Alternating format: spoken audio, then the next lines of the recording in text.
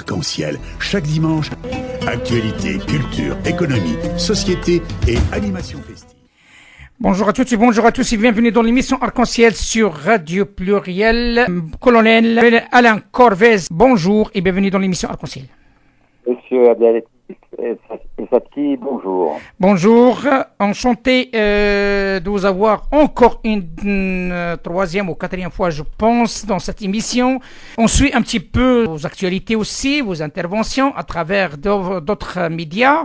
Vous êtes un homme avec votre expérience que tout le monde reconnaît et notamment votre ancien poste en tant qu'ex-conseiller du général commandant de la force des Nations Unies au sud de Liban, la FNUL, et maintenant vous êtes conseiller en stratégie internationale.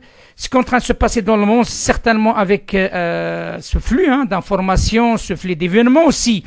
Presque maintenant, avant on disait chaque mois, maintenant presque chaque jour, il y a quelque chose qui se produit.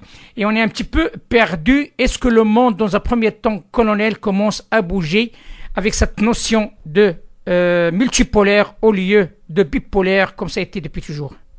Ah ben, tout à fait, effectivement. Je vous confirme par ma réponse que votre question est tout à fait justifiée et judicieuse parce que ce monde se met en place et il me semble qu'il y ait un coup d'accélérateur qui s'est mis récemment avec les décisions du président américain et les décisions et les annonces. Comme vous le savez, depuis plusieurs années, j'avais dit qu'on allait inexorablement, que c'était inéluctable que nous allions entrer dans de nouveaux rapports de force dans le monde entre les différentes puissances. Et là, le phénomène s'accélère et le retrait des troupes américaines du nord de la Syrie en est un des éléments. Mais ce qui est plus important encore, ce sont les déclarations du président américain qui a dit et répété ce qu'il avait dit dans sa campagne présidentielle, mais qu'il n'avait pas pu appliquer depuis qu'il était en poste à la présidence des États-Unis, car il avait été repris en main par ce qu'on appelle l'État profond américain, qui ne voulait pas de cette politique qu'il avait annoncée, qui visait à prôner le multilatéralisme au lieu de l'impérialisme américain, reconnaissant que dans le monde, il y avait de nouvelles puissances, qu'il fallait les prendre en compte, et donc changer complètement de politique. C'est-à-dire, je précise un peu parce que pour certains auditeurs qui ne sont pas très au courant, oui. Le multilatéralisme, c'est quoi? C'est Donald Trump qui dit les États-Unis, la suprématie des États-Unis dans le monde, c'est terminé. Il y a de nouvelles puissances, la Russie, la Chine, l'Inde et même d'autres, les puissances d'Amérique latine, les puissances d'Afrique. Bon, donc le monde maintenant a des pôles différents, plusieurs pôles, et il faut en tenir compte. On ne peut plus assurer la pérennité de la suprématie américaine, et ça va de pair avec la pérennité de la monnaie américaine, le dollar, parce que au fond, derrière tout ça, il y a une volonté hégémonique économique, financière de Wall Street, qui voulait jusqu'à présent s'accaparer le monde par sa puissance financière. Donc, aujourd'hui, le retrait américain, militaire américain de Syrie n'est qu'un petit exemple, un petit phénomène de la volonté générale de la nouvelle Amérique de Donald Trump de dire, et il l'a répété dans différents tweets et différentes déclarations, on va pas s'occuper des problèmes du monde en permanence en envoyant nos forces. On va se concentrer sur le développement de l'économie américaine. On va ramener nos boys à la maison et on va laisser, il avait dit il y a 3 semaines d'ailleurs dans un tweet, on va laisser la Turquie et la Russie se débrouiller en Syrie, nous on va quitter. Donc vous voyez, tout ça est un processus qui est désormais inéluctable et qui bouleverse évidemment les rapports de force dans le monde. Cela est dit, donc peut-on dire comme quoi la notion de souverainisme reprend aux États-Unis? Alors, je dirais que le souverainisme aux États-Unis, il a jamais disparu parce que les États-Unis ont toujours défendu leurs intérêts. Le fait que Donald Trump le fasse depuis son élection de défendre les intérêts des Américains avec un peu de force et peut-être même de vulgarité parfois, même sûrement, c'est pas un fait nouveau. Les Américains ont toujours défendu les intérêts des Américains. En revanche, ce sont leurs alliés, comme les Européens, qui, eux, s'alignant complètement sur la suprématie américaine, disaient, nous, on défend les intérêts des Américains au lieu de penser à défendre les intérêts des Européens. Et c'est pourquoi de plus en plus de forces en Europe se réveillent pour dire, mais enfin, nous, on voudrait un Donald Trump qui défende les intérêts de l'Allemagne, qui défende les intérêts de la France, qui défende les intérêts de l'Italie, de l'Espagne, de la Hollande, de la Pologne, de la Hongrie, enfin de tous les pays du continent européen. Et donc, le souverainisme, comme Donald Trump l'a prôné et l'a soutenu dans son discours à l'Assemblée générale des Nations unies de New York, le souverainisme, le patriotisme, il a dit c'est ça l'avenir et nous devons soutenir les gens qui défendent leurs propres intérêts et si on a des divergences avec eux, eh bien on en discute, mais ça ne doit pas entraîner automatiquement des guerres de coercition pour imposer les vues américaines à l'ensemble des autres nations de la planète. Donc le souverainisme est en marche, le respect des particularismes nationaux va enfin être réalité et ce sera pour le bien de tout le monde, le bien des Français, mais le bien de toutes les nations et même le bien des États-Unis d'Amérique. Sauf que le souci qui se pose, comme le dit un certain nombre d'observateurs, M. le colonel Alain Corvez, c'est que le problème de l'Europe, c'est l'Europe elle-même. Parce que le souci qui se pose par rapport à l'Europe, ce n'est pas les États-Unis, ce n'est pas les différentes composantes des États-Unis. L'Europe, c'est tout un mélange entre des démocraties qui diffèrent d'un pays à un autre. À titre d'exemple, cette notion de la laïcité. La laïcité française, ce n'est pas la laïcité italienne, ce n'est pas la laïcité, bien entendu, espagnole et d'autres. Il y a tellement un mélange. Hein. Est-ce que un président français ou allemand ou dans notre nation, peut-être italien, pourquoi pas, qui peut être un fédérateur pour faire ce que vous êtes en train de nous dire, c'est-à-dire une Europe qui peut défendre ses intérêts en premier lieu avant celle des États-Unis notamment. Alors c'est une très bonne question qui demanderait de longs développements, mais je vais essayer de résumer. Effectivement, l'Union européenne est en perte de vitesse, elle est même en désagrégation et je ne la vois pas continuer à exister longtemps sous cette forme. Et c'est pour ça que je pense qu'il y a une fenêtre, un créneau qui s'ouvre devant le président français pour prendre cette nouvelle direction qui se pose maintenant, de dire les États-Unis ne sont plus notre allié mais sont un concurrent, mais on peut très bien s'entendre avec les États-Unis comme on s'entend avec d'autres concurrents dans le monde. Mais compte tenu des crises qui existent dans le monde et compte tenu du fait que l'Allemagne n'est plus l'Allemagne qui a dirigé l'Union européenne depuis sa création,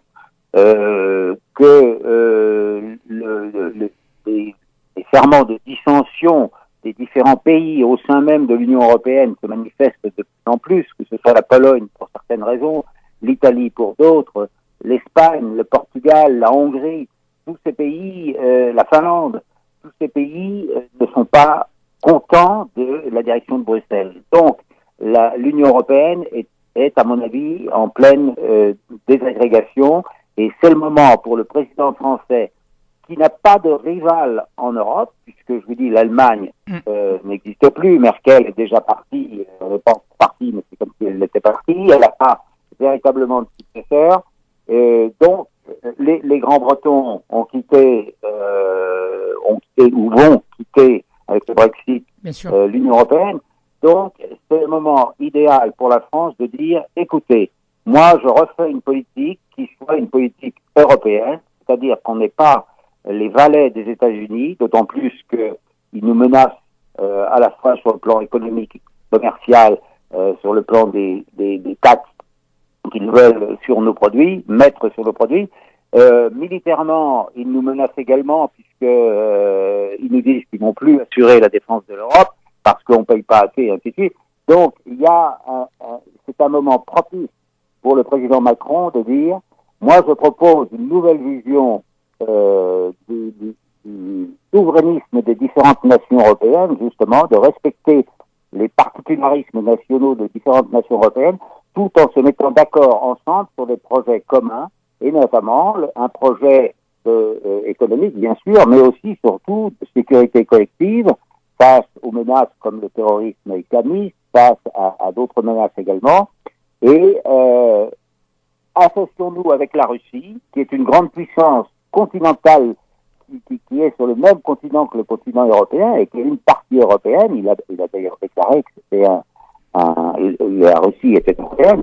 Et donc, en s'associant avec la Russie, on peut reconstruire une nouvelle conception d'une Europe qui soit véritablement une Europe européenne, qui défende les intérêts de l'Europe et non pas l'intérêt des États-Unis. Et j'espère et je pense que le président Macron a compris ça parce qu'il est intelligent, mais évidemment il a de lourds handicaps parce que au sein de l'appareil administratif et de l'appareil qui dirige la France, il y a un état profond aussi en France, comme il y en a un en Allemagne, comme il y en a un en Italie et dans d'autres pays. Ces états profonds vont continuer à essayer d'assurer la pérennité de l'atlantisme, mais atlantisme qui est mort aujourd'hui. On voit bien que ça ne fonctionne plus.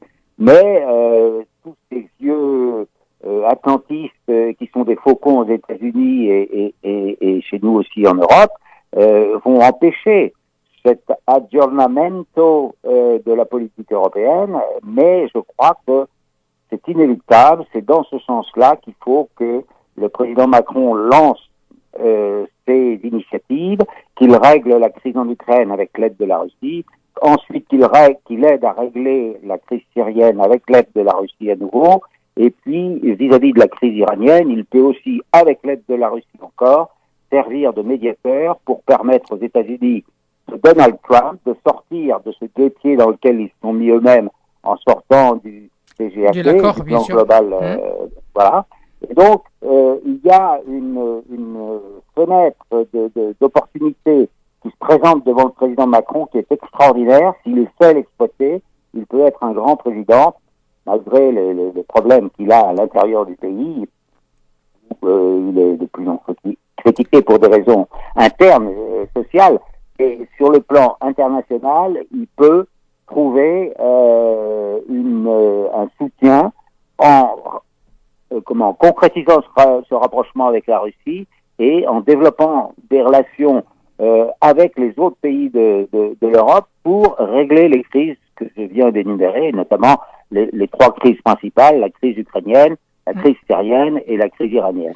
Puisque vous parlez de la crise syrienne, colonel, donc tout le monde suit ce qui est en train de se passer actuellement. On parle d'un pays qui fait partie de l'OTAN, qu'on soit clair, oui. On parle de la Turquie, donc on est toujours dans la suite de ce que vous avez cité depuis tout à l'heure, et que ce pays-là donc a obtenu l'accord, bien entendu, de la part de M. Trump, qui a fait référence à quelque chose que sincèrement, je n'ai pas saisi. Donc il a dit comme quoi les Kurdes n'ont joué aucun rôle dans l'embarquement des Alliés ici en France, et en même temps, on laissait la porte par rapport à la Turquie, qui a son propre calcul à elle-même. C'est ça qu'il faut tenir compte aussi. La Turquie, il faut bien comprendre comme quoi il est soutenu par la Russie d'une manière indirecte, mais aussi avec ce nouveau alliance qui est de taille, la Russie, l'Iran et la Turquie. Et avec la présence, bien sûr, ce silence assourdissant de la Chine. Comment vous voyez cette situation, notamment en tant qu'Européen, s'il vous plaît? Alors, je pense qu'effectivement, vous avez bien décrit la situation. Je pense que le retrait des forces militaires américaines de Syrie crée un vide dans lequel la Turquie se dit « mais moi, je vais m'y engouffrer parce que c'est l'occasion pour moi de porter des coups fatals aux Kurdes, qui sont l'obsession permanente du pouvoir central d'Ankara, du pouvoir central de Turquie. Mais ça se passe pas aussi facilement que ça parce que d'abord, comme vous l'avez vu, il y a une réprobation même américaine au sein même du parti républicain de gens qui reprochent à Trump.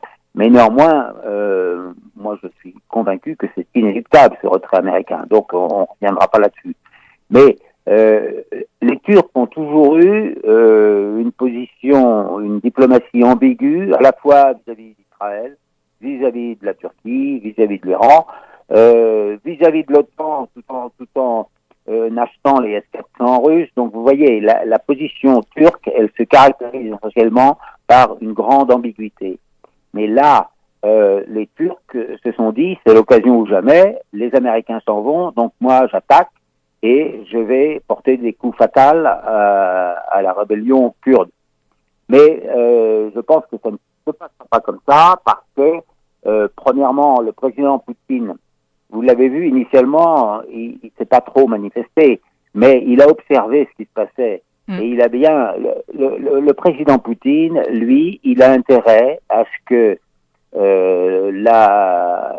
les États-Unis d'Amérique perdent de leur influence au Moyen-Orient, ce qui est déjà un fait patent maintenant, tout le monde le sait, et d'avoir la Turquie dans son réseau d'alliances de façon à régler la question syrienne dans un premier temps, et puis régler d'autres questions également. La Turquie peut l'aider aussi dans les problèmes de la mer Noire.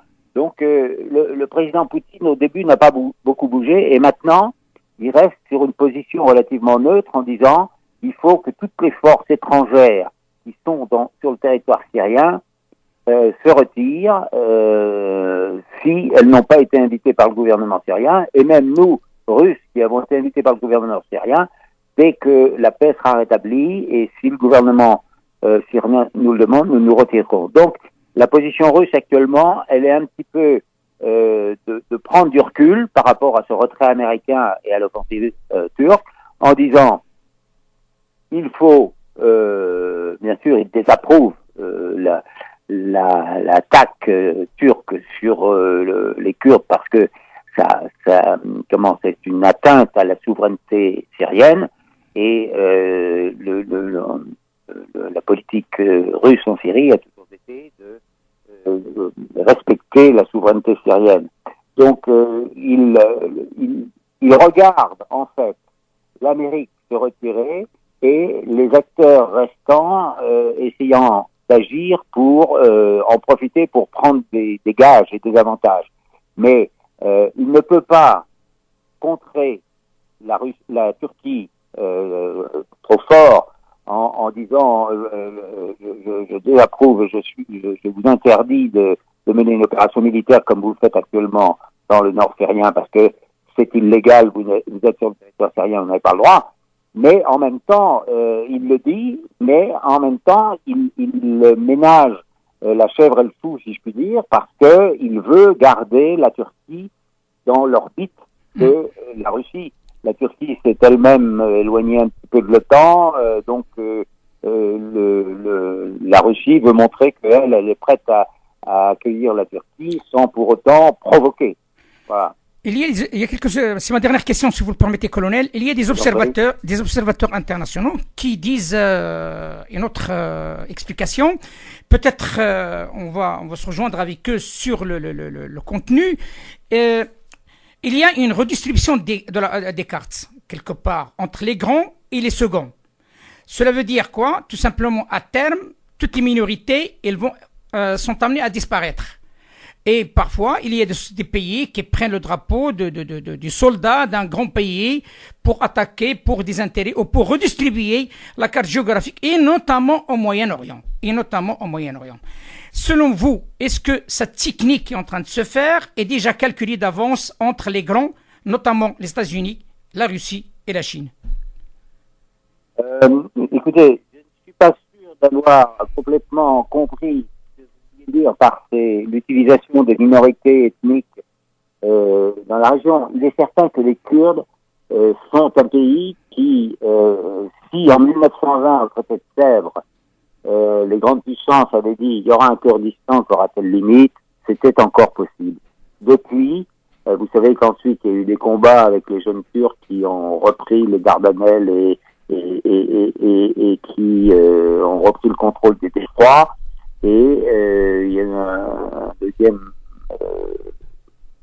traité en 1923, je crois, disant il n'y aura pas d'État kurde et ça reprenait tout à fait. C'était à l'avantage de la Turquie et ça redistribuait les cartes par rapport à ce qui avait été décidé en 1920 à Sèvres. Donc, depuis lors, il est impossible, à mon avis, aujourd'hui, de créer un Kurdistan. Ce qu'espèrent les Kurdes de Syrie, de Turquie, d'Irak et d'Iran. Parce que vous n'allez pas démanteler 4 pays pour créer un État au XXIe siècle, alors que ces États sont des États-nations maintenant bien installés dans la mémoire collective. Donc, les Kurdes, je suis tout à fait sympathisant et je comprends leurs aspirations, mais je crois que les plus intelligents des Kurdes sont ceux qui ont dit « Moi, je vais m'entendre avec Damas, moi, je vais m'entendre avec Bagdad, moi, je vais m'entendre avec Téhéran. » Et le problème, c'est en Turquie, où la politique, à un moment, était favorable à une certaine autonomie des Kurdes, et puis elle s'est durcie. Mais je pense que ça peut changer aussi, et qu'un jour, Ankara peut trouver un modus vivendi avec ses propres Kurdes de Turquie. Mais donc, ma conviction est que utiliser les minorités, ça a toujours été un plan des grandes puissances, pour ne pas dire qu'elles sont au premier plan, mais que elles utilisent des relais avec ces minorités pour atteindre leurs objectifs stratégiques. Et pour ces malheureux Kurdes, je pense que, quelle que soit la sympathie que je puisse avoir pour les Kurdes, ils ont mal manœuvré, ils ont fait des erreurs politiques, et je pense qu'ils ont tout à fait intérêt, en tout cas pour les Kurdes de Syrie, à trouver un accord. Je pense qu'il y a des négociations d'ailleurs dans ce sens, des négociations qui sont même plus secrètes maintenant, avec le gouvernement de Damas pour qu'ils reviennent dans le giron. Je crois que la ville de Manbij a été reprise par les forces syriennes avec l'accord des forces kurdes. Donc c'est dans ce sens-là. Et en Irak, c'est la même chose. C'est-à-dire les Kurdes d'Irak ont intérêt aussi à trouver un accord pour, au sein d'un État unifié irakien, avoir une certaine autonomie, mais ne pas continuer à prôner l'établissement d'un Kurdistan qui est une utopie, car ça n'est pas réalisable à notre époque. Il y a qu'Israël qui peut soutenir ça, évidemment, parce que dans la politique israélienne, ça rentre parfaitement de diviser l'ensemble du monde arabe, c'est la politique israélienne. Mais ça peut pas marcher, ça ne tiendra pas. Colonel Alain Corvez, ex-conseiller du général commandant de la force des Nations Unies au Sud, Liban, la FNUL. Maintenant, il est conseiller en stratégie internationale. Je vous dis merci infiniment pour cet éclairage fort intéressant, surtout dans un moment d'amalgame comme maintenant, et surtout d'obscurité qui commence à apparaître, et surtout ce flux d'informations, comme on a dit au départ, qui change le jour. J'espère bien que ça va s'arrêter pour au moins qu'on puisse avoir un horizon plus clair. Je vous dis à très bientôt. À très bientôt, monsieur Abdelatif Ezati. Merci beaucoup. Merci, colonel. Merci. À très bientôt. Au revoir. Au revoir. Au revoir. Arc-en-ciel.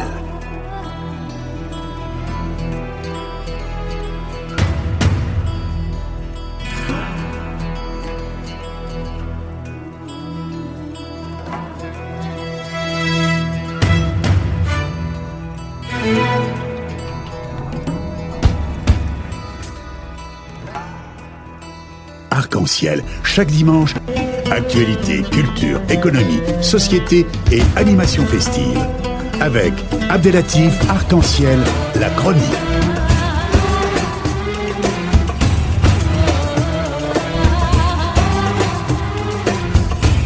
Arc-en-ciel info.